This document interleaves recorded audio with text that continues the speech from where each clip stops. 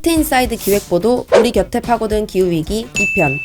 국내 원전 사용 후 해결료 저장 시설은 포화 상태에 이르렀다? 새 정부가 전임 문재인 정부의 탈원전 정책을 폐기하고 원전 확대를 내세웠습니다. 정부는 2030년까지 원전 비중을 30% 이상으로 늘릴 계획입니다. 이런 가운데 최근 한 온라인 커뮤니티에서는 핵폐기물 포화 상태라는 내용의 글이 게재됐습니다. 해당 댓글에는 우리나라 원전 핵폐기물의 저장 시설이 부족해 원전 산업 확대가 적절치 않다는 의견이 달렸습니다. 이는 근거 있는 주장일까요? 중부일보가 우리나라 원전 사용 후 해결료의 저장 공간 포화 상태를 알아봤습니다. 검증 방법.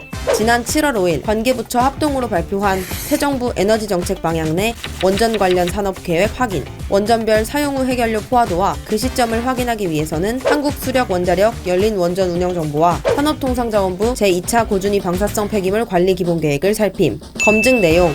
원전 확대로 전환한 윤석열 정부 에너지 정책. 원전 안전 운영 정보 시스템에 따르면 올해 7월 8일 기준 우리나라에 가동 중인 원자력 발전소는 24기이며 3기는 건설, 2기는 정지된 상태입니다. 윤석열 정부는 전 정부가 기후위기 대응을 위해 추진하던 재생에너지 확대 목표를 30%에서 20%대로 줄이고 원전 중심으로 에너지 정책을 재확립한다는 방침을 밝혔는데요. 이는 원전을 확대한 영국이나 체코 등과 제로화 계획을 미뤄둔 벨기에에서 볼 수 있듯 국제적으로 원전의 역할이 재조명되고 있으며 우리 원전 기술력이 수출 역량을 갖췄고 성능 강화를 통해 활용도를 높일 수 있다는 종합적인 판단에 섭니다. 그렇다면 원전이 기후위기의 해법이 될 수 있을까요? 지난 7월 6일 유럽연합은 2년간의 논쟁 끝에 원전을 천연가스와 함께 녹색에너지로 분류하는 녹색분류체계 법안을 확정했습니다. 완전히 재생할 수 있는 에너지는 아니더라도 과도기적 에너지가 필요하다는 이유에서죠. 환경부도 지난달 초 대통령 업무보고에서 한국형 녹색분류체계에 원전을 포함했습니다. 하지만 친원전 정책에 대한 우려도 만만찮습니다. 원전 사용 후 해결료를 처리할 시설이 없다는 점과 재생에너지를 확대하는 국제사회의 기후위기 대응 방향에 어긋난다는 이유에서죠.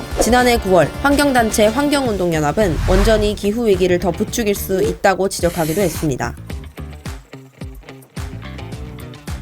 국내 원전 사용 후 해결료 임시 저장 시설 포화도는 평균 74.8%. 그렇다면 온라인 커뮤니티에서 언급된 국내 원전의 폐기물 처리 현황은 어떨까요? 한국수력원자력 열린원전운영정보에 공개된 올해 2분기 기준 사용 후 해결료는 51만 2,461다발입니다. 원전 본부별 임시 저장 시설 포화도는 보리원전이 85.9%로 가장 높았습니다. 이어 한울, 한빛, 월성, 신월성, 세울 원전 순입니다. 전체 저장 용량 대비 저장량 평균은 74.8%로 집계됐습니다. 원전의 포화 시점은 조금씩 편차를 보였지만 산업통상자원부 제2차 고준위 방사성 폐기물 관리 기본계획에 따른 예상 포화 시점은 보리 한빛 원전 2031년, 한울 원전 2032년, 신월성 원전 2044년, 세울 원전 2066년입니다. 이를 연장하기 위해선 연구 처분시설을 늘려야 합니다. 정부는 처분시설 추가 건설을 위해 40여 년째 부지를 물색 중이지만 여전히 한 발짝도 나아가지 못하고 있습니다. 지역 주민들의 강한 반대 때문입니다.